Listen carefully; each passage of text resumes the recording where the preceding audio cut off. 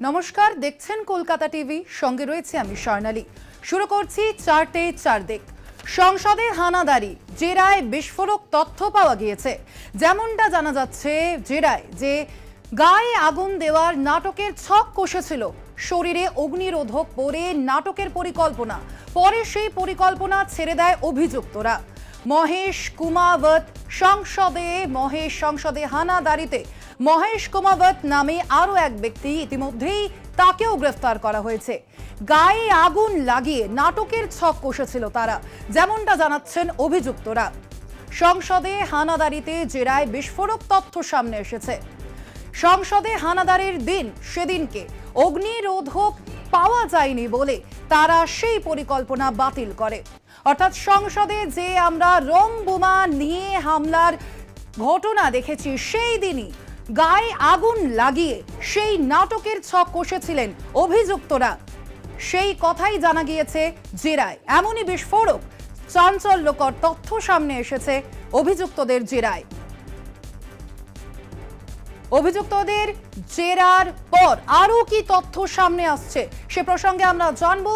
Studio থেকে রয়েছেন আমার সহকর্মী অঙ্কুর ভট্টাচার্য। অঙ্কুর দা, একেবারে স্বর্ণালী, আমরা যেটা দেখতে পেলাম গত 13ই ডিসেম্বর বুধবার দিন সংসদে হামলার ঘটনা ঘটেছিল। ভেতরে দুজন ছিলেন, বাইরে দুজন, এবং এই চারজন ছাড়া ললিত ঝা এই ঘটনার পুরো পরিকল্পনা করেছিলেন বলে এখনো পর্যন্ত পুলিশ সূত্রে জানতে পারা যাচ্ছে। এই 5 জনকে গ্রেপ্তার করা হয়েছিল। এছাড়া ভিকি ওরফে বিশাল শর্মা, তাকেও আটক করা হয়। অন্যদিকে এই ঘটনার প্রেক্ষিতে আরও একজনকে গ্রেপ্তার করা হয়েছে ইতিমধ্যে, মহেশ কুমাবত। এই মহেশ কুমাবত আশ্রয় দিয়েছিলেন ললিত ঝা যখন পলাতক ছিলেন, তখন তাকে আশ্রয় দিয়েছিলেন এই ললিত ঝাকে আশ্রয় দিয়েছিলেন মহেশ কুমাবত। এবং তার সঙ্গে সঙ্গে আজকের এই ঘটনায়, এই তদন্ত প্রক্রিয়ায় যে বিষয়টি অত্যন্ত গুরুত্বপূর্ণ, অবশেষে যে মাইসুরুর বিজেপি সাংসদ প্রতাপ সিনহা, সেই প্রতাপ সিনহাকে শেষ পর্যন্ত পুলিশ পক্ষ থেকে তার বয়ান রেকর্ড করা হবে বলে ভাবনা চিন্তা করা হচ্ছে। কবে হয়েছিল ঘটনা? 13ই ডিসেম্বর। 13ই ডিসেম্বর ঘটনার পর কেটে গেল, আমরা কোনো প্রতাপ সিনহারকে জিজ্ঞাসাবাদের কোনো কিছু আমরা দেখতে পেলাম না। এসে গেল 14ই ডিসেম্বর, সংসদে দাঁড়িয়ে বারংবার বিরোধীরা দাবি তুলল, কিছুই ঘটল না। 15ই ডিসেম্বর উল্টে বিরোধী সাংসদদের সাসপেন্ড করে দেওয়া হলো, প্রতাপ সিনহাকে কিছুই জিজ্ঞাসাবাদ করা হলো না। আর আজকে 16ই ডিসেম্বর বিজেপি সাংসদের বয়ান নেওয়ার চিন্তা ভাবনা করছে তদন্তকারী সংস্থা। 2001-এ, আজ থেকে 22 বছর আগে কি ঘটেছিল? 2001-এ যখন এই একই দিনে 13ই ডিসেম্বর এই একই ঘটনা ঘটেছিল, তৎকালীন প্রধানমন্ত্রী অটল বিহারী বাজপেয়ী তিনি বলেছিলেন যে এই বিষয়ে স্পিকারকে তিনি প্রস্তাব দিয়েছিলেন যে বিষয়ে দুদিন ধরে আলোচনা হোক। প্রথম বক্তব্য রেখেছিলেন তৎকালীন কেন্দ্রীয় স্বরাষ্ট্রমন্ত্রী লালকৃষ্ণ আডবাণী, এবং তারপরে জবাবি ভাষণ দিয়েছিলেন তৎকালীন প্রধানমন্ত্রী, বিজেপি সরকারের প্রধানমন্ত্রী অটল বিহারী বাজপেয়ী। 22 বছর পর আজকে আমরা কি দেখছি? 13 তারিখ ঘটনা ঘটেছে। 13, 14, 15, 16 এই 4 দিনে সরকারের পক্ষ থেকে আনুষ্ঠানিকভাবে কোনো বিবৃতি পেলেন না বিরোধীরা বা দেশবাসী, কি ঘটেছে না ঘটেছে। উল্টে তারা বিরোধীরা এই বিষয়টি নিয়ে বেকারত্ব থেকে মুদ্রাস্ফীতি সমস্ত কিছু নিয়ে সরব হতে পারে এটা ভেবে কোনো বক্তব্যই রাখা হলো না। এবং এই জায়গা থেকে যে তদন্ত প্রক্রিয়া যেদিকে যাচ্ছে, সেই মহেশ কুমাবত বলে আরও একজনের কথাও আমরা জানতে পারছি এই ঘটনায় উঠে এসেছে, সে বিষয়েও জানবো। আমাদের সঙ্গে রয়েছেন আমাদের আরও এক প্রতিনিধি রিয়া মাঝি। আমি সরাসরি চলে যাব রিয়ার কাছে। রিয়া, এখনো পর্যন্ত এই ঘটনার তদন্তে নতুন কি তথ্য জানতে পারছো পুলিশ সূত্রে?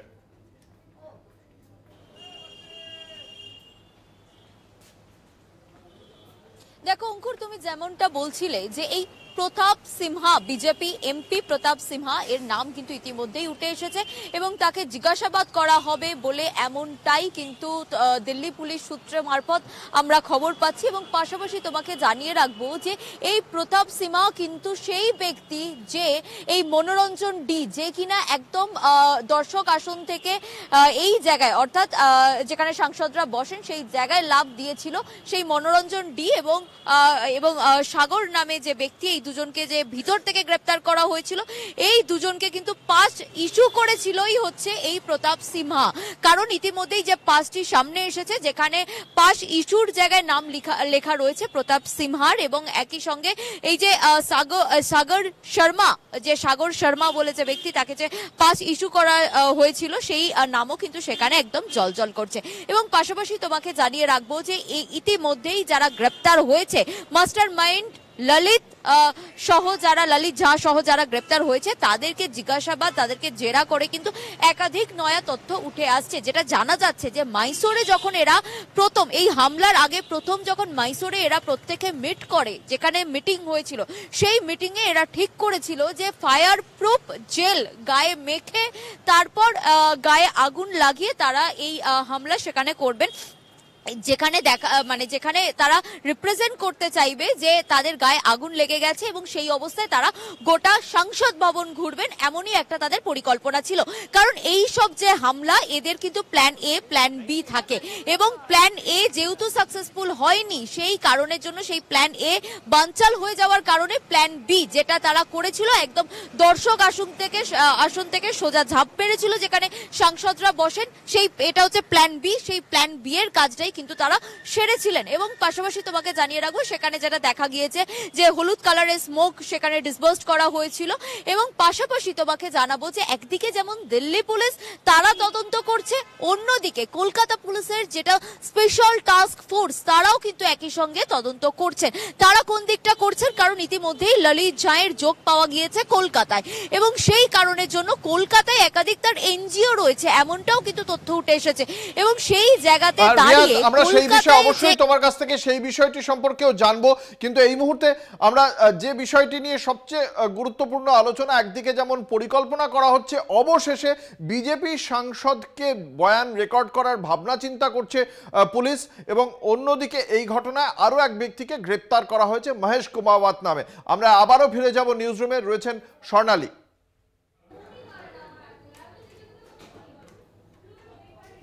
একেবারেই অঙ্কুর, তাছাড়াও আপনাদের আরো একবার জানিয়ে রাখি, এই সংসদে যে হানাদারির ঘটনায়, সেই ঘটনায় যে অন্যতম অভিযুক্ত অর্থাৎ ললিত ঝা, তার সঙ্গে কিন্তু বাংলার কানেকশন বা যোগাযোগ পাওয়া গিয়েছে। যেমনটা জানা গিয়েছে, নীলাক্ষ আইচ তার নাম কিন্তু উঠে এসেছে, এবং সে কিন্তু সাম্যবাদী সুভাষ সভার সদস্য।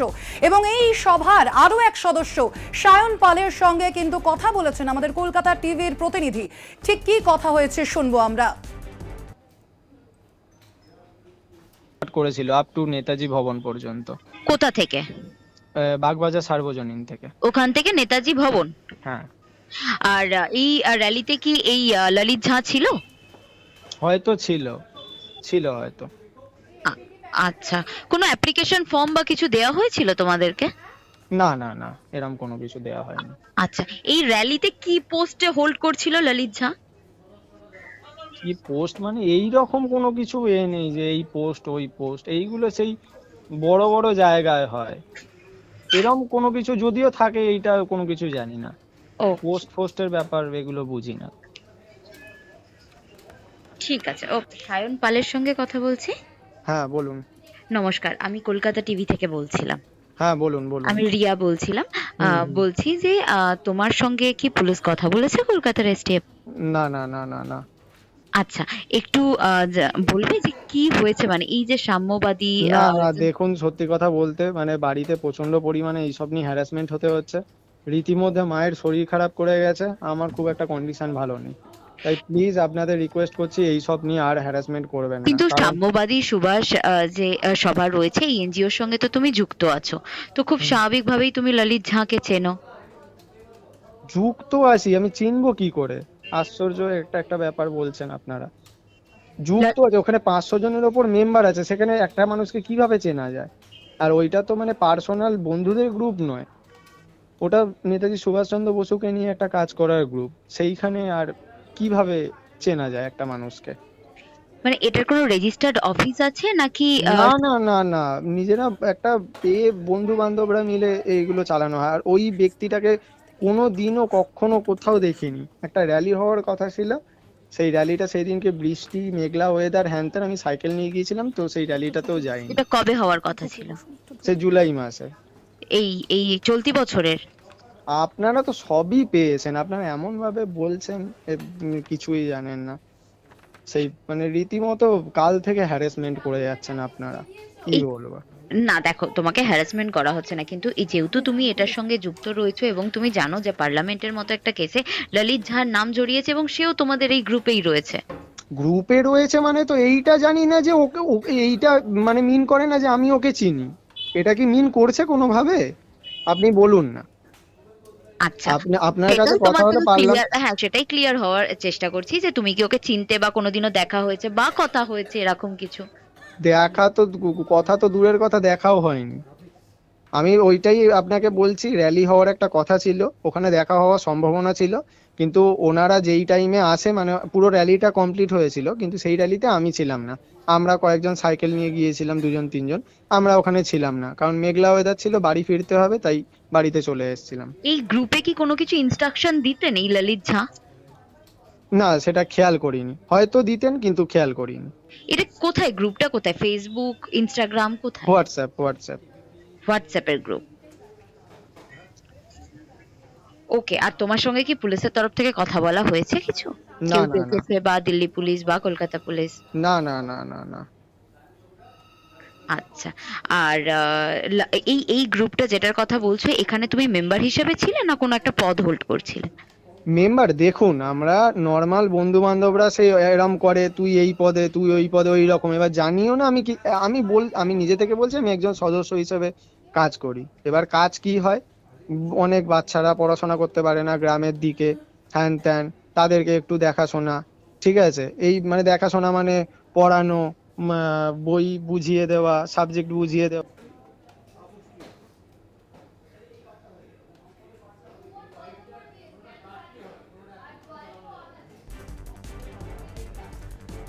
এখন সময় একটা ছোট্ট বিরতির, সঙ্গে থাকুন। ফেলাম বিরতির পর এবং যে খবরের দিকে আমাদের নজর রয়েছে, যে সংসদে হানাদারি এবং সেই ঘটনায় একের পর এক চাঞ্চল্যকর তথ্য উঠে আসছে এবং এই ঘটনাতেই কংগ্রেস নেতা রাহুল গান্ধী এবার বিঁধলেন, সরাসরি বিঁধলেন কেন্দ্রকে। তিনি বলেছেন যেমনটা যে এই সংসদের হানাদারিতে এবার রাহুল গান্ধী সরাসরি বিঁধলেন কেন্দ্রকে। তিনি বলেছেন কেন্দ্রের ভ্রান্ত নীতির কারণেই এই ধরনের ঘটনা, সংসদে হানাদারির ঘটনা, কেন্দ্রের ভ্রান্ত নীতির কারণেই সংসদে এই হানাদারির ঘটনা, বেকারত্ব মূল্যবৃদ্ধির কারণেই সংসদে হানাদারির ঘটনা, এমনটাই বলেছেন কংগ্রেস নেতা রাহুল গান্ধী। আপনাদের আবারও জানিয়ে রাখি, সংসদে যে হানাদারির ঘটনা বুধবার ঘটেছে, সেই ঘটনায় এবার রাহুল গান্ধী সরাসরি বিঁধলেন কেন্দ্রীয় সরকারকে। তিনি যেমনটা বলেছেন যে এই কেন্দ্রের ভ্রান্ত নীতির কারণেই এই ঘটনা, এবং তিনি ঠিক কি মন্তব্য করেছেন শুনে নেব। सुरक्षा ब्रीच हुई है, वो है, बट क्यों हुई? जो देश में सबसे बड़ा मुद्दा है, बेरोजगारी का मुद्दा, जो पूरे देश में उबल रहा है, मोदी जी की पॉलिसीज के कारण हिंदुस्तान के युवाओं को रोजगार नहीं मिल रहा है, तो ब्रीच जरूर हुई है, बट इसके पीछे कारण बेरोजगारी है और महंगाई है। धन्यवाद। একদিকে যেমন কেন্দ্রের বেকারত্ব এবং মূল্যবৃদ্ধির অভিযোগ করেছেন কংগ্রেস নেতা রাহুল গান্ধী, সেদিনকে সংসদে হানাদারির অন্যতম অভিযুক্ত নীলমও কিন্তু সেই একই রকম বেকারত্বের ইস্যুকে তুলে ধরেছিলেন। তিনি ঠিক কি বলেছিলেন শুনবো।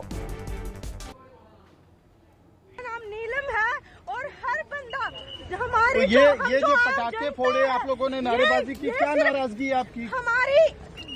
हमारी भारत सरकार है, जो हम पे ये अत्याचार हो रहे हैं, हम अपनी हकों की जो बात करते हैं, लाठीचार्ज करके हमको अंदर डाला जाता है, टॉर्चर किया जाता है, तो हमारे पास कोई माध्यम नहीं। कोई डायरेक्ट वजह है, कोई वजह है किसी संगठन से हैं आप? नहीं, हम किसी संगठन से नहीं है, आम जनता है, स्टूडेंट है हम, क्योंकि हम बेरोजगार हैं। हमारे माता पिता इतना काम करते हैं, मजदूर, किसान, छोटे व्यापारी, दुकानदार, लेकिन किसी की बात नहीं सुनी जाती। ये हर जगह हमारी आवाज को दबाने की कोशिश करते हैं। ये तानाशाही नहीं चलेगी, तानाशाही बंद करो, तानाशाही बंद करो, तानाशाही नहीं चलेगी। भारत माता की जय। সংসদে হানাদারির ঘটনায় জবাব দিন স্বরাষ্ট্রমন্ত্রী, এমনটাই মন্তব্য প্রদেশ কংগ্রেস সভাপতি অধীর রঞ্জন চৌধুরী।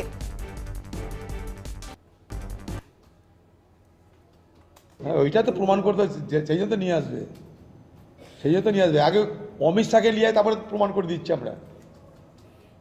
আগে অমিত শাহকে জেরা করা হোক, যেটা এলো কি করে, এরা এলো কেন, আগে অমিত শাহকে তার জবাব দিতে হবে। ভারতবর্ষের প্রধানমন্ত্রী, সে এত বড় ঘটনার পর তার মুখ দিয়ে কথা বার হয় না কেন? হ্যাঁ, উত্তর মেরু থেকে দক্ষিণ মেরু, পৃথিবীর যেখানে যা ঘটনা ঘটুক তুরন্ত মোদী তার একটা জবাব দেয়। এই জবাব দিচ্ছে না কেন? মোদী পার্লামেন্টকে নিরাপত্তা দিতে পারেনি। যে একটা পার্লামেন্টকে নিরাপত্তা দিতে পারে না, সে দেশকে কি করে নিরাপত্তা দেবে? এ প্রশ্নতে উঠে গেছে। কারণ তিনি পুরনো পার্লামেন্টটাকে সব কিছু খারাপ, সেখানে জওহরলাল নেহরুরা ছিল, তাই তাকে নতুন পার্লামেন্ট করতে হবে। সেখানটা নিশ্চিত সব ব্যবস্থা, সব আধুনিক, ভারতবর্ষের আধুনিক পার্লামেন্ট। এখন কথা আছে না একটা, যে বজ্র আটনি ফসকা গেরো, এটা হয়েছে সেই। এ বিষয়ে আমরা কথা বলবো। আমাদের সঙ্গে এই মুহূর্তে ফ্লোরে রয়েছেন আমাদের পলিটিক্যাল এডিটর আশিস চট্টোপাধ্যায়। আশিসদা, যেমনটা রাহুল গান্ধী দাবি করেছেন, তিনি যেমনটা বলেছেন যে বেকারত্ব এবং মূল্যবৃদ্ধির কারণেই কিন্তু এই সংসদে হানাদারির ঘটনা, এবং আমরা কিন্তু সেই দিনকে অভিযুক্তদেরও বলতে শুনেছিলাম যে বেকারত্ব এবং মূল্যবৃদ্ধির কারণেই সংসদে হানাদারি। দেখুন, বাইরে যে ভদ্রমহিলা ধরা পড়েছেন তিনি স্পষ্ট করে এই ইস্যুগুলো তুলেছেন, নিলাম, এবং ভেতরেও তারা কিছু কথা বলেছেন, তার সবটা আমরা শুনতে পাইনি। কিন্তু এটা ঠিক যে যারা সংসদে ঝাঁপ দিয়েছিলেন, রং সরিয়েছেন, তাদের কাউকে হত্যা করা বা আহত করার উদ্দেশ্য ছিল না, সেটা কেউ বলছেও না। সুতরাং তারা একটা প্রতিবাদ জানাচ্ছিলেন, যে প্রতিবাদের পদ্ধতি ভুল হতে পারে, বেআইনি হতে পারে, এবং তার জন্য আইন যা ব্যবস্থা নেওয়ার নেবে, কিন্তু তারা প্রতিবাদ জানাচ্ছিলেন। এখন প্রশ্ন হচ্ছে, এই পদ্ধতিতে প্রতিবাদ না জানালেও প্রতিবাদ জানানোর দরকার আছে কিনা, এইটা হচ্ছে বড় প্রশ্ন। ধরুন, আজকে এই নভেম্বর মাসের যে তথ্য, সরকারি তথ্য, আমি কোনো বেসরকারি তথ্য বলছি না, সরকারি তথ্য হচ্ছে মশলার দাম বেড়েছে 22%, ডালের দাম বেড়েছে 21%, ফলের দাম বেড়েছে 11%, আনাজের দাম বেড়েছে 18%। এই নভেম্বরের যে তথ্য, ডিসেম্বরের 11-12 তারিখে আমরা হাতে পাই সরকারি তথ্য। বেকারির পরিস্থিতি কি? CMI, centre for monitoring Indian economy, তাদের তথ্য বলছে যে নভেম্বরে ভারতবর্ষে বেকার ছিল 8%। 8% বেকারি, যদি কর্মহীনতা যদি কোনো দেশে থাকে, তাহলে সেটাকে দেশের সুস্থিতির পক্ষে বিপজ্জনক বলে ধরা হয়। এখনও তো আমাদের এখানে কিছুই তেমন বিপজ্জনক ঘটনা ঘটেনি, কিন্তু 8% কর্মহীনতা নিয়ে, বিপুল মূল্যবৃদ্ধির বোঝা নিয়ে যখন মানুষের সামনে এত বড় সমস্যা এসছে, সেই কথাটাই ওরা ওখানে বলতে গেছিলেন। আজকে রাহুল গান্ধীর কথায় এটা স্পষ্ট আমরা বুঝতে পারছি। আমরা এতদিন দেখছিলাম, বা এখনও দেখছি, স্বরাষ্ট্রমন্ত্রীর বিবৃতি দাবি করা হচ্ছে, ঠিক আছে, সেখানে নিরাপত্তার ঘাটতি হয়েছে এবং একজন বিজেপি সাংসদ তাদেরকে পাস দিয়েছিলেন, সেগুলো ঠিক আছে, কিন্তু তারা যে ইস্যু তুলেছেন, সেই ইস্যুগুলো আজকে রাহুল গান্ধী বলেছেন, এবং সেটা আমরা শুনতে পেয়েছি। রাহুল গান্ধী ঠিকই বলেছেন, এই ইস্যুগুলোই ওরা তুলতে চেয়েছিল। হ্যাঁ, একেবারেই ধন্যবাদ আপনাকে আশিসদা। অর্থাৎ যে সংসদে যে হানাদারির ঘটনা, সেই ঘটনায় কিন্তু এবার সরাসরি রাহুল গান্ধী, কংগ্রেস নেতা রাহুল গান্ধী বিঁধলেন কেন্দ্রীয় সরকারকে। তিনি যেমনটা জানিয়েছেন, যে তিনি যেমনটা মন্তব্য করেছেন যে বেকারত্ব এবং মূল্যবৃদ্ধি, সেই কারণেই কিন্তু এই ঘটনা, এবং ঠিক এই ইস্যুতে অর্থাৎ সংসদে হানাদারির ঘটনায় কি বলেছেন বিজেপির রাজ্য সভাপতি সুকান্ত মজুমদার এবং তার পাশাপাশি তৃণমূল নেতা জয়প্রকাশ মজুমদার, শুনবো।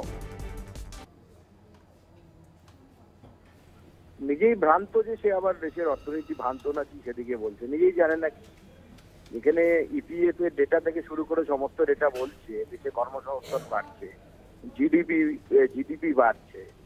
দেশে এই বামপন্থীরা সারা জীবনই বেকার থাকে। এরা দেশের আজাদি ঝুটা হ্যাঁ বলেছিল, স্বাধীনতা মিথ্যে বলেছিল, দেশের সংস্কৃতি এরা বিশ্বাস করে না। তো এই কংগ্রেস, অর্থাৎ মেকেলে পুত্র এবং মার্কস পুত্র যারা আছেন, তারা সারা জীবনই এই ধরনেরই থাকবেন, এদের কোনো পরিবর্তন হবে না। সুকান্তবাবু, একটা কথা, ৪৫ বছরে বেকারিত্ব সর্বোচ্চ এবং মুদ্রাস্ফীতিকে যে নিয়ন্ত্রণ করা একটু কঠিন, তা লোকসভায় দাঁড়িয়ে কেন্দ্রের অর্থমন্ত্রীও সে কথা স্বীকার করেছেন। তারপরেও কি আপনি বলবেন যে এটা ভুল তথ্য? একদম ভুল তথ্য। একটা কথা তো অনস্বীকার্য যে ৫ জন কি ৬ জন যুবক যুবতী নতুন ভারতের এরা প্রতিনিধি, তারা যে ঘটনাটা ঘটিয়েছে তার পেছনে এখনো পর্যন্ত কেন্দ্রীয় সরকার কোনো জঙ্গি গোষ্ঠীর যোগাযোগ বলেনি। তারা এক একজন এক একটা প্রদেশে তারা এক জায়গায় হয়ে, এবং তাদের বক্তব্যও হচ্ছে যে চাকরিহীনতা, বেকারত্ব এবং ইলিউশন ড্রিম মানে স্বপ্ন ভঙ্গের কাহিনী তারা বলেছে। আর উল্টো দিকে কেন্দ্রীয় সরকারের সংসদকে সুরক্ষা দেওয়ার যে কথা, স্বরাষ্ট্র দপ্তর ইত্যাদি, সেটা যে সম্পূর্ণ ভঙ্গুর, নড়বড়ে, ভেঙে পড়েছে, সেটাও এরা প্রমাণ করে দিয়েছে। এখন সময় একটা ছোট্ট বিরতির, আরো খবর নিয়ে ফিরছি। বিরতির পর দেখতে থাকুন চারদিক। ফিরলাম বিরতির পর, আসছি খবরে। ললিতের কলকাতা কানেকশনে আরো তথ্য সামনে এলো। কলকাতার আরো একটি এনজিওর সঙ্গে যুক্ত ললিত। ভগৎ সিং ক্রান্তিকারী মোর্চা নামে একটি এনজিও, তার সঙ্গে যুক্ত ললিত ঝা, এমনটাই সামনে আসছে, এমনটাই তথ্য সামনে আসছে, যার খোঁজ নিচ্ছে কলকাতা পুলিশের এসটিএফ।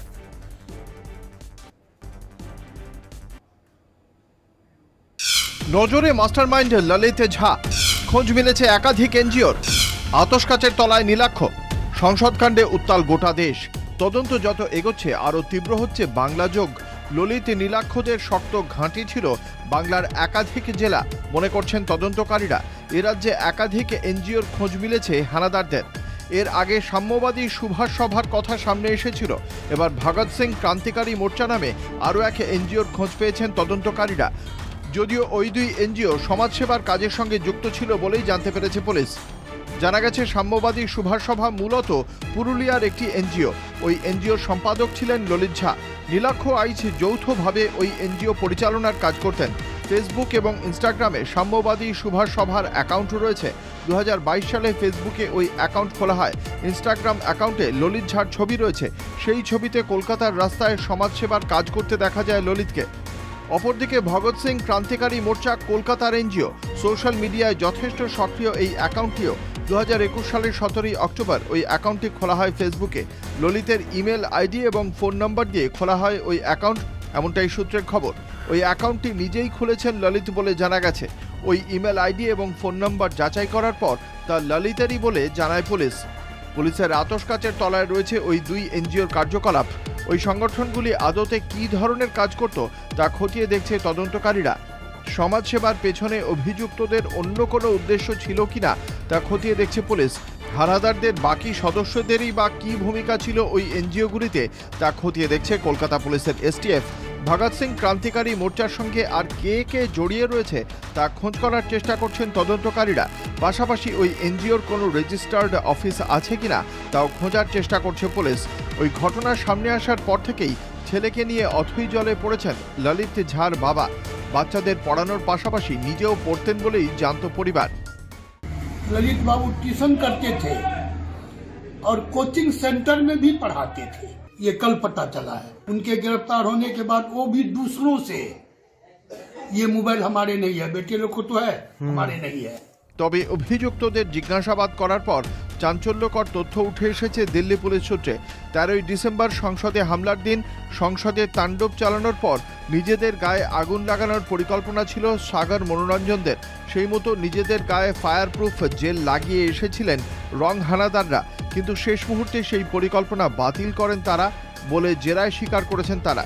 তাই নিজেদের গায়ে আগুন লাগানোর পরিকল্পনা বাতিল করে শুধুমাত্র সংসদে প্যামফ্লেট ছড়িয়ে দিয়েই পালানোর চেষ্টা করেন সাগর মনোরঞ্জনরা।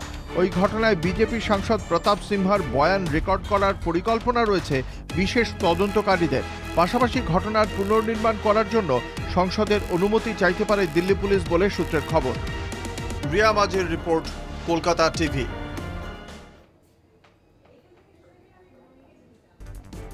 সংসদে হানাদারির ঘটনায় অন্যতম অভিযুক্ত ললিত ঝা এবং তার কলকাতা কানেকশনের আরো তথ্য সামনে আসছে এবং আরো কি কি তথ্য সামনে আসছে জানাবেন আমাদের সহকর্মী রয়েছেন আমার সঙ্গে অঙ্কুর ভট্টাচার্য স্টুডিওয়। আমরা সরাসরি চলে যাব সেখানে। অঙ্কুর, আর কি কি জানা যাচ্ছে? ললিত ঝা আর কি কি এনজিওর সঙ্গে জড়িত রয়েছেন? আরেকটি এনজিওর নাম এই ক্ষেত্রে উঠে আসছে স্বর্ণালী। তার সঙ্গে সঙ্গে যে বিষয়টি, যে এই যে ললিত ঝায়ের সঙ্গে একদিকে মানে এই সংসদে হামলার ঘটনা, ফলে তার একটা রাজনৈতিক তাৎপর্য যেমন রয়েছে, তার সঙ্গে তদন্তটাও শুরু হয়েছে। সেখানে একদিকে যেমন মহেশ কুমাওয়াতকে গ্রেপ্তার করা হয়েছে এবং তার পাশাপাশি এই ললিত ঝায়ের এই বঙ্গযোগে কোথায় কোথায় যোগ ছিল সেই বিষয়টিও খতিয়ে দেখা হচ্ছে। কলকাতা পুলিশের স্পেশাল টাস্ক ফোর্স বা এসটিএফ এর পক্ষ থেকে বঙ্গযোগটা খতিয়ে দেখা হচ্ছে। কোন এনজিওর সঙ্গে যুক্ত ছিল, সেই এনজিও ঠিক কি কাজ করত, কতদিন ধরে কি ভূমিকায় এই ললিত ঝা ওই স্বেচ্ছাসেবী সংগঠনের সঙ্গে যুক্ত ছিলেন, এই প্রত্যেকটি বিষয়ে যেমন খতিয়ে দেখা হচ্ছে, তার পাশাপাশি ললিত ঝা যখন কলকাতায় বা পশ্চিমবঙ্গে যখন তিনি স্বেচ্ছাসেবী সংগঠনের সঙ্গে যুক্ত ছিলেন, তখন তিনি কলকাতার কোথায় থাকতেন, সেক্ষেত্রে তার পারিপার্শ্বিক প্রত্যেকটি বিষয় খতিয়ে দেখা হচ্ছে। আমরা এই বিষয়ে আমাদের দুই প্রতিনিধি রয়েছেন দুই জায়গায়, আমরা তাদের কাছ থেকে আরো বিশদে জানবো। এই মুহূর্তে কলকাতা পুলিশের সদর দপ্তর লালবাজারে রয়েছেন আমাদের প্রতিনিধি রিয়া মাঝি। সরাসরি চলে যাব রিয়ার কাছে। রিয়া, এখনো পর্যন্ত এই বঙ্গযোগ সম্পর্কে, কলকাতা কানেকশন সম্পর্কে কি জানতে পারা যাচ্ছে?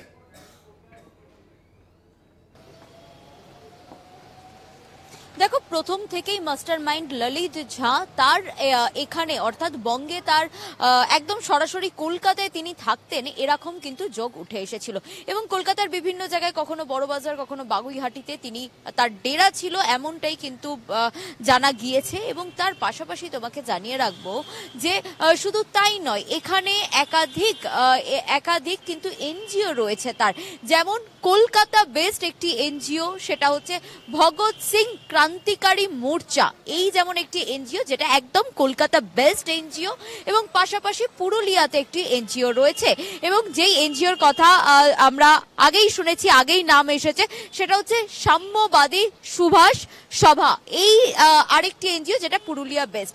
এবং যেটা দেখা যাচ্ছে যে এই দুটোই কিন্তু এই দুটোর কোনো রেজিস্টার্ড অফিস রয়েছে কিনা সেই দিকটা যেমন খতিয়ে দেখা হচ্ছে কলকাতা এসটিএফ এর তরফে, এবং পাশাপাশি যেটা দেখা গিয়েছে যে সোশ্যাল মিডিয়ায় এদের অ্যাকাউন্ট রয়েছে এবং হোয়াটসঅ্যাপ গ্রুপ রয়েছে এই দুটো এনজিওরই। এবং ইতিমধ্যেই যেটা নয়া একটি তথ্য সামনে এসেছে, যেটা কিনা এই ভগৎ সিং যে এনজিওটা রয়েছে, ক্রান্তিকারী যে মোর্চার যে এনজিওটা রয়েছে, সেই এনজিওটায় দেখা যাচ্ছে যে অ্যাকাউন্টটা খোলা হয়েছে, সেই অ্যাকাউন্টটা 17ই অক্টোবর 2021-এ খোলা হয়েছে এবং সেখানে যাবতীয় পোস্ট করা রয়েছে, যেখানে দেখা যাচ্ছে যে শুধু ফেসবুক নয়, ইনস্টাগ্রামেও তাদের অ্যাকাউন্ট রয়েছে। এই যে সাম্যবাদী সুভাষ সভা, তার যে ইনস্টাগ্রামে যে অ্যাকাউন্টটা, সেই অ্যাকাউন্টেও দেখা যাচ্ছে যে একাধিক এই যে মাস্টার মাইন্ড ললিত তার ছবি রয়েছে এখানে, এবং কলকাতার বুকে দাঁড়িয়ে তিনি একাধিক সমাজসেবীর কাজ করেছিল সেই সংক্রান্ত ছবি রয়েছে এই অ্যাকাউন্টে, ইনস্টাগ্রাম বা ফেসবুক অ্যাকাউন্টে। কিন্তু আমরা শুনছিলাম আমাদের সহকর্মী রিয়া ছিলেন লালবাজারের সামনে থেকে, যে বিষয়টি তুলে ধরছিলেন রিয়া, যে ঠিক কিভাবে এই তদন্ত কার্যটা চলছে। কারণ যে কলকাতা কানেকশনে এই ললিত ঝায়ের যে যে জায়গায় যোগ পাওয়া গিয়েছে, প্রত্যেকটি বিষয় খতিয়ে দেখা হচ্ছে তার যে সোশ্যাল যে অ্যাকাউন্টগুলি রয়েছে, সেই অ্যাকাউন্টগুলিও খতিয়ে দেখা হচ্ছে। এবং পাশে আমরা একই সঙ্গে খোঁজ পাওয়া গিয়েছে, প্রথমে রবীন্দ্র সরণিতে থাকতেন এই ললিত ঝা, তারপরে তিনি বাগুইহাটিতে থেকেছেন, এই কলকাতায় বাগুইহাটিতে থেকেছেন তিনি দীর্ঘদিন, বাগুইহাটির হেলাবরতলায় থাকতেন ললিত ঝা।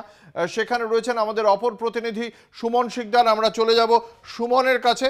সুমন, যেটা তোমার কাছে জানতে চাইবো, এই বাগুইহাটির হেলাবরতলার পালপাড়ায় যে থাকতেন, মোট কতদিন ছিলেন, বাড়িওয়ালার সঙ্গে সেই বাড়ির ভাড়া সংক্রান্ত কি চুক্তি হয়েছিল, সঠিক নিয়মিত ব্যবধানে তিনি টাকা দিতেন কিনা, এই বিষয়গুলো সম্পর্কে কি জানা যাচ্ছে?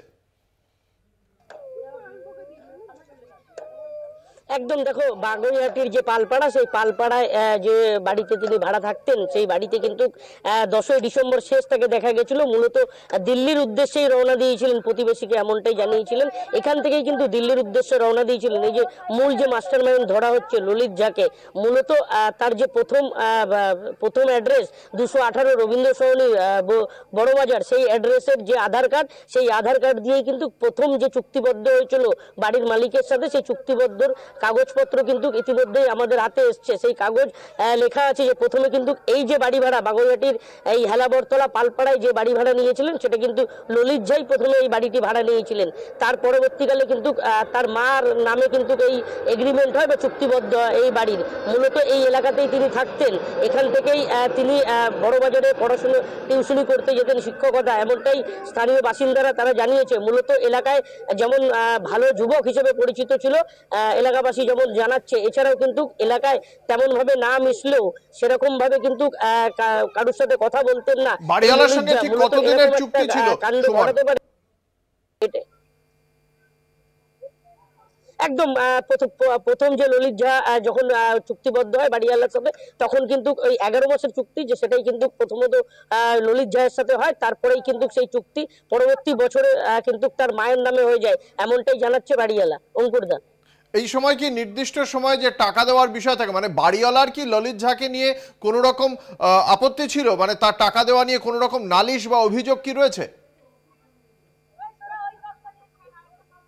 না না, সেরকম ভাবে দেখো অঙ্কুরদা, বাড়িওয়ালা যেমন বলছে যে এই ললিত ঝা তিনি কিন্তু কারোর সাথে মিশতেন না, কথা বলতেন না। মূলত এই ললিত ঝার যে পিতা, মানে তিনি কিন্তু বড়বাজারে কোথাও পুজো দিতে যেতেন বা পণ্ডিত, তিনি ব্রাহ্মণ ছিলেন। এছাড়াও তার মা বাড়িতেই থাকতেন, মার সাথে কথা হলেও কিন্তু ললিত ঝা আর তার ভাই তারা কিন্তু সচরাচর কারোর সাথে কথা বলতেন না, শিক্ষকতা করতেন, এমনটাই জানাতো। এছাড়াও অর্থাৎ সেই অর্থে কোনো অভিযোগ নেই, বুঝতে পারা গেল। ধন্যবাদ সুমন, ধন্যবাদ রিয়া, আমাদের সঙ্গে ছিলেন আমাদের দুই প্রতিনিধি। আমি আবারও ফিরে যাব নিউজ রুমে স্বর্ণালীর কাছে।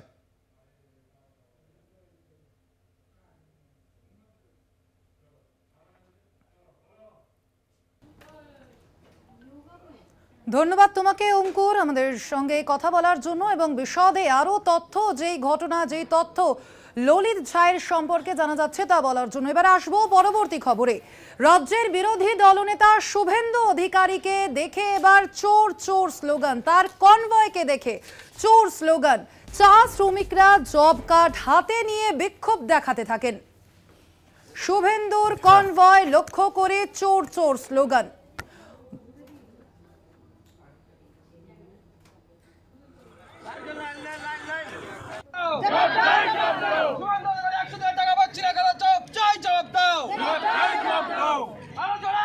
চালায় এখন বোঝা মুশকিল।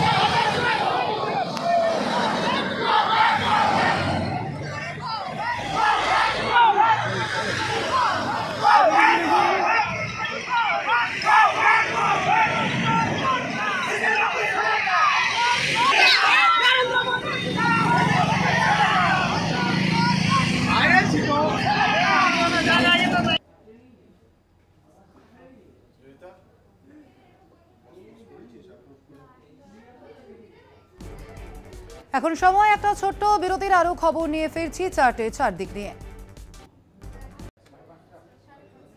ফিরলাম বিরতির পর। গীতাপাঠ চর্চায় তপ্ত শীতের বঙ্গ। ব্রিগেডের গীতাপাঠের প্রস্তুতি শুরু। গঙ্গাজল ও কুরুক্ষেত্রের মাটি এনে ভূমি পুজো। আপনাদের আবারও জানিয়ে রাখি, 24শে ডিসেম্বর গীতা পাঠ রয়েছে এবং সেই গীতা পাঠ চর্চায় শীতের বঙ্গ তপ্ত। গীতা পাঠের প্রস্তুতি শুরু। গঙ্গাজল ও কুরুক্ষেত্রের মাটি এনে ভূমি পুজো।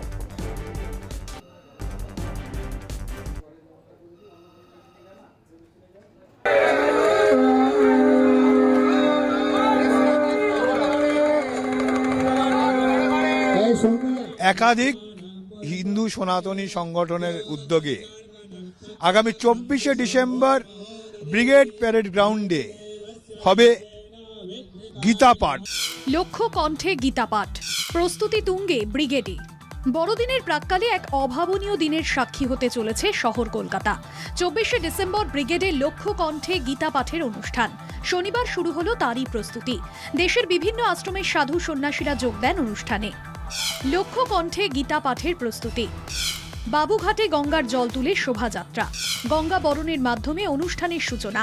কুরুক্ষেত্রের মাটি দিয়ে ভূমি পুজো, বৈদিক মন্ত্রোচ্চারণের মাধ্যমে ভূমি পুজো। বিভিন্ন আশ্রম থেকে আনা মাটি দিয়ে পুজো। পুরীর জগন্নাথ মন্দিরের ধ্বজা উত্তোলন। খুঁটি পুজো করে মূল মঞ্চ বানানোর কাজ শুরু। 24শে ডিসেম্বর লক্ষ্য কণ্ঠে গীতাপাঠ অনুষ্ঠানে যোগ দিতে পারেন প্রধানমন্ত্রী নরেন্দ্র মোদী। অনুষ্ঠানে থাকবে 5000 স্বেচ্ছাসেবক ও মেডিকেল টিম। অনুষ্ঠানে যোগদানকারীদের কোনো রকম অসুবিধার মুখে যেন পড়তে না হয় সেদিকে নজর রাখছেন উদ্যোক্তারা। অরাজনৈতিক আয়োজন হলেও প্রথম থেকেই বিজেপির নেতাদের ভিড় বলছে অন্য কথা। ব্রিগেডে অনুষ্ঠান মঞ্চের সভাপতি হবেন দ্বারকাপীঠের শঙ্করাচার্য স্বামী সদানন্দ সরস্বতী মহারাজ। আমন্ত্রণ জানানো হয়েছে মুখ্যমন্ত্রী মমতা বন্দ্যোপাধ্যায়কে। এদিকে 24শে ডিসেম্বর গীতাপাঠ বাদেও রয়েছে টেটের পরীক্ষা। সদ্য রজতম সবার প্রশ্নের উত্তর এখানে। ব্রাহ্মণের কি কাজ, সাত্ত্বিকের কি কাজ, ক্ষত্রিয়ের কি কাজ, শূদ্রের কি কাজ, কি খাদ্য, মানে এত সাইন্টিফিকলি করা আছে যেটা শ্রীমদ্ ভাগবত গীতাকে আমরা বহু চিন্তা ভাবনা করেই বেছে নিলাম। অবশ্যই উনি আসবেন, কথা দিয়েছেন। যদি কোনো দুর্ঘটনা না হয় তাহলে নিশ্চয়ই উনি আসবেন। যাতে নির্বিঘ্নে আগামী 24 তারিখ ব্রিগেড প্যারেড গ্রাউন্ডে লক্ষ্য কণ্ঠে গীতা পাঠের অনুষ্ঠান সুসম্পন্ন হতে পারে, সেই লক্ষ্যেই এই আয়োজন। আর এর মাধ্যমেই গীতার পাঠের প্রয়োজনীয়তার কথা প্রচার করতে চাইছেন বিভিন্ন ধর্মীয় সংগঠনের প্রতিনিধিরা। ক্যামেরায় সুবীর সরকার ও সুবীর দাসের সঙ্গে দেবাশিস সেনগুপ্ত ও সত্যসুন্দর ভট্টাচার্যের রিপোর্ট, কলকাতা টিভি।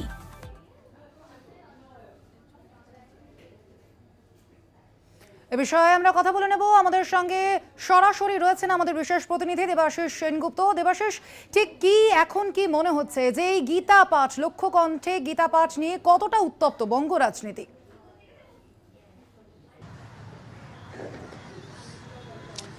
দেখো, একটা কথা বলি, গীতা পাঠ যখনই এখানে অখিল ভারতীয় সাংস্কৃতিক পরিষদ যখন ঘোষণা করেছিল যে গীতা পাঠ হবে এবং তারা যখন সেটা অ্যানাউন্স করে যে এখানে লক্ষ্য কণ্ঠে গীতা পাঠ হবে, আমরা শুনেছিলাম রাজ্যের বিরোধী দলনেতা শুভেন্দু অধিকারী সেই গীতা পাঠে মানুষকে আহ্বান জানিয়েছিল তারা আসার জন্য, সনাতন ধর্মের মানুষ তাদেরকে আসার জন্য যারা আহ্বান জানিয়েছিল। তারপরেই আমরা দেখেছিলাম চণ্ডীপাঠের আয়োজন করছে আরেকটি দল, অর্থাৎ গীতা পাঠ চণ্ডীপাঠে রাজনীতির যখন সরগরম। এবং ঠিক এই কথাটা যখনই প্রকাশ্যে আসে, যখন যারা সনাতন ধর্মের যারা আছেন তারা গিয়েছিলেন এবং রাজ্যে বিজেপির সভাপতি তাকে সঙ্গে করে নিয়ে গিয়েছিলেন মাননীয় প্রধানমন্ত্রী নরেন্দ্র মোদীকে আমন্ত্রণ জানানোর জন্য, এবং নরেন্দ্র মোদী প্রধানমন্ত্রী তিনি আসবেন, অর্থাৎ আগামী 24শে ডিসেম্বর তিনি ব্রিগেড ময়দানে আসবেন এবং তিনি নিজের গীতা পাঠে অংশগ্রহণ করবেন। যখন এই আলোচনা নিয়ে যখন হয় তারপরেই দেখা যায় যে চণ্ডী পাঠের আয়োজন করা হচ্ছে।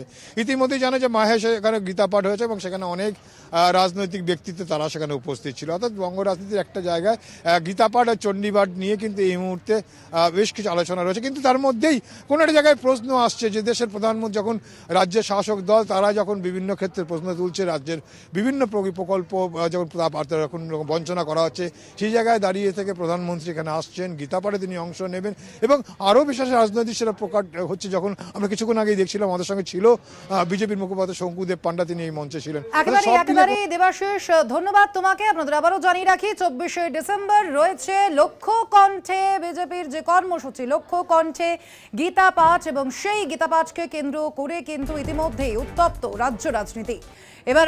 এবার আসবো পরবর্তী খবরে। পানিহাটিতে বিজেপির গোষ্ঠী কোন্দল এলো প্রকাশ্যে। এবার রক্তদান শিবিরে তোলাবাজির অভিযোগ উঠল। বঙ্গ বিজেপির ফেসবুক পেজে পোস্ট ঘিরে শোরগোল। খড়দা থানায় নালিশ অভিযুক্ত বিজেপি নেতার।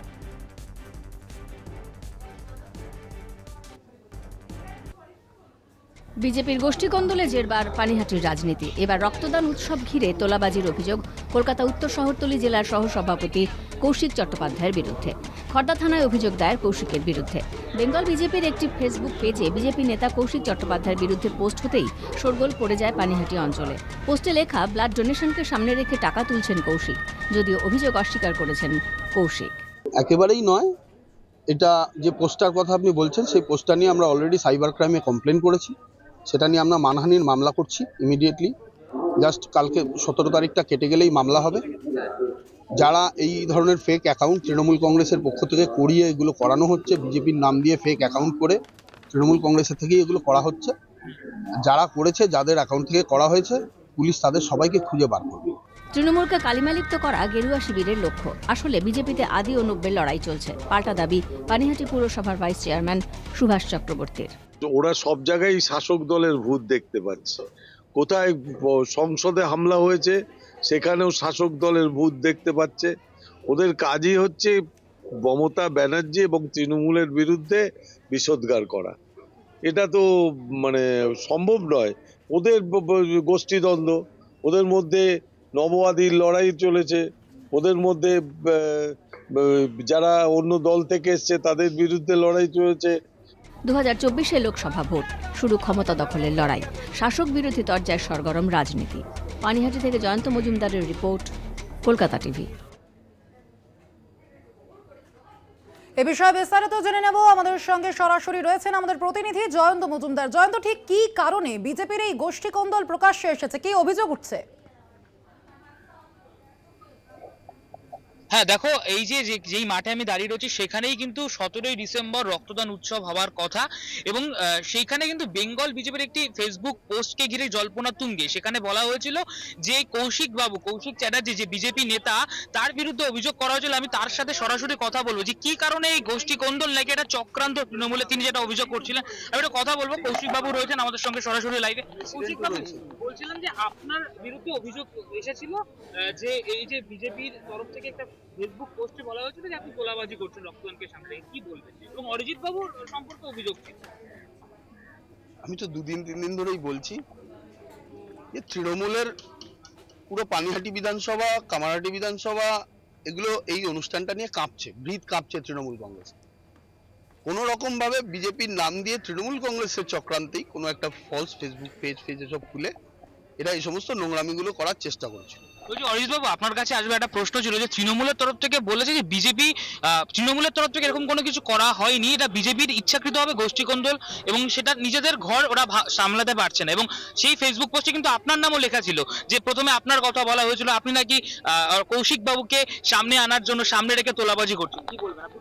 তৃণমূল কি কোনো জায়গায় এখনো স্বীকার করেছে তারা চাকরিতে দুর্নীতি করেছে? কোনো জায়গায় স্বীকার করেছে স্কুলের বাচ্চা পড়ুয়াদের মিড ডে মিলের খাবার চুরি করেছে? কোথাও স্বীকার করেছে ওদের সুপ্রিমো গরু পাচার করে পয়সা রোজগার করেছে?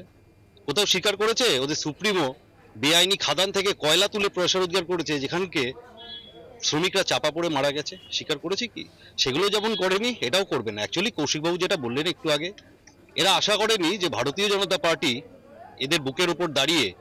একেবারেই ধন্যবাদ তোমাকে জয়ন্ত। অর্থাৎ যেমনটা দেখা যাচ্ছে যে আমরা যেমন একের পর এক সামনে এসেছে তৃণমূলের গোষ্ঠী কোন্দল এবং গোষ্ঠীদ্বন্দ্ব, তেমনই এবার সামনে আসছে কিন্তু একের পর এক জেলায় বিজেপির গোষ্ঠী কোন্দলও। আজ এ পর্যন্তই। 4টে 4 দিক অন্যান্য খবরের জন্য অবশ্যই দেখতে থাকুন কলকাতা টিভি, রাত দিন 7 দিন।